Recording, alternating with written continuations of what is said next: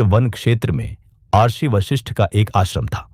घने वृक्ष, निर्मल नदियां और मृदुल वायु से घिरा वह स्थान ज्ञान, तपस्या और साधना का केंद्र था। वहां दूर दूर से शिष्य वेद, आयुर्वेद, ज्योतिष, युद्ध कला, योग और आत्मज्ञान सीखने आते थे। वहीं एक बालक था, आर्यक।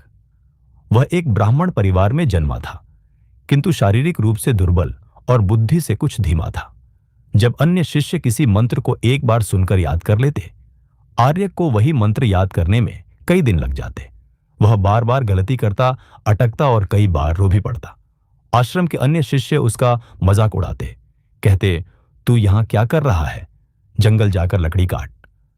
लेकिन ऋषि वशिष्ठ ने उसकी आंखों में कुछ देखा था, एक जिज्ञासा, एक धैर्य और सबसे महत्वपूर्ण, अभ्यास करने का जज्बा।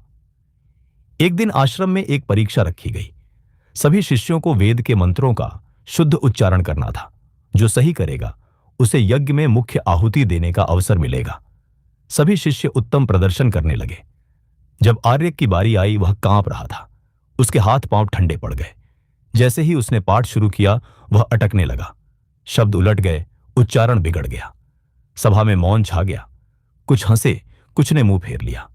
आर्षि वशिष्ठ ने उसे रोका और शांत स्वर में कहा, पुत्र, अभ्यास ही ज्ञान की कुंजी है। यदि तुम्हारा अभ्यास सच्चा होगा तो एक दिन तुम सबसे आगे निकलोगे। उस दिन आर्यक ने प्रण लिया, अब मैं हर दिन सूर्योदय से पहले उठूंगा और जब तक शरीर थक न जाए अभ्यास करता रहूंगा। उसने अपने मन में एक श्लोक लिख लिया, नित्यम पठेत सदा वेदान अभ्यासे ही सिद्धया, न बुद्धिर्नैव वाक् चापी अभ्यासम विना चरेत। जो वेदों का नित्य अभ्यास करता है वही सिद्धि को प्राप्त करता है। बुद्धि और वाणी भी अभ्यास के बिना कुछ नहीं। अब आर्यक का जीवन बदल चुका था। वह सुबह ब्रह्म मुहूर्त में उठता, गंगा के जल से स्नान करता और फिर मंत्रों का जप करता।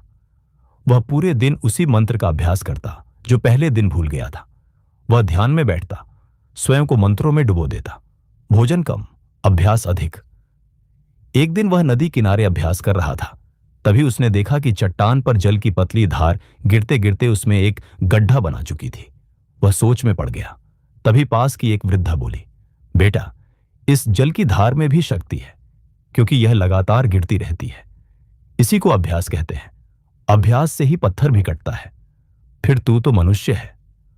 उस दिन आर्यक को जीवन का सबसे बड़ा मंत्र मिला, निरंतरता ही शक्ति है। अब वह और भी दृढ़ता से अभ्यास करने लगा। धीरे धीरे उसकी वाणी स्पष्ट होने लगी, स्मरण शक्ति तेज होने लगी और मन स्थिर हो गया। उसकी आंखों में अब आत्मविश्वास था।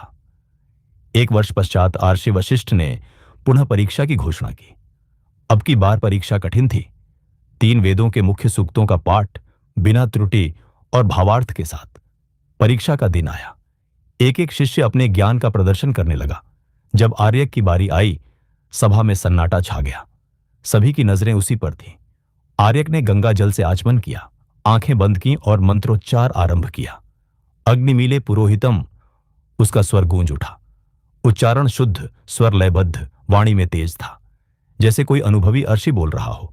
उसने न केवल मंत्रों का पाठ किया, बल्कि उनका अर्थ भी स्पष्ट रूप से बताया। आर्षि वशिष्ठ की आंखों में चमक आ गई। उन्होंने कहा, आर्यक, तू अब बालक नहीं, अभ्यास से जन्मा आर्षि है।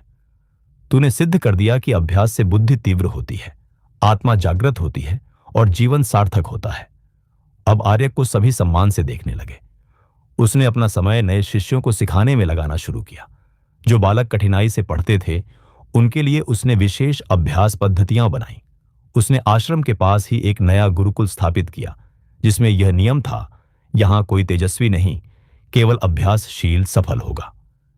एक दिन राजा जनक ने आर्यक को बुलाया और पूछा, गुरुदेव, राज्य में ऐसी नीति कैसे बनाएं जिससे प्रत्येक जन अभ्यासशील बन सके?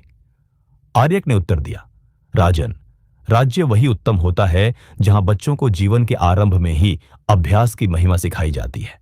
अभ्यास से ही चरित्र बनता है और चरित्र से राष्ट्र। वर्षों बीत गए। आर्यक वृद्ध हो चुके थे। एक बार एक युवक ने उनसे पूछा, गुरुदेव, क्या अभ्यास से आत्मा भी ब्रह्म को जान सकती है?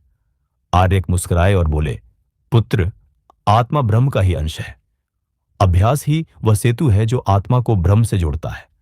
अभ्यास से मन शांत होता है और शांत मन में ही ब्रह्म का प्रकाश उतरता है। उन्होंने अंतिम उपदेश में कहा, तप, जप, यज्ञ, ध्यान ये सब साधन है, परंतु अभ्यास वह दीपक है जो आत्मा को मार्ग दिखाता है। एक पूर्णिमा की रात हिमालय की गोद में ध्यान मग्न होकर आर्यक ने समाधि ले ली। उनके शिष्यों ने उनकी शिक्षाओं को संकलित किया और ग्रंथ तैयार किए। अभ्यासोपनिषद। आज भी भारत के कई गुरुकुलों में यह श्लोक प्रतिदिन पढ़ा जाता है।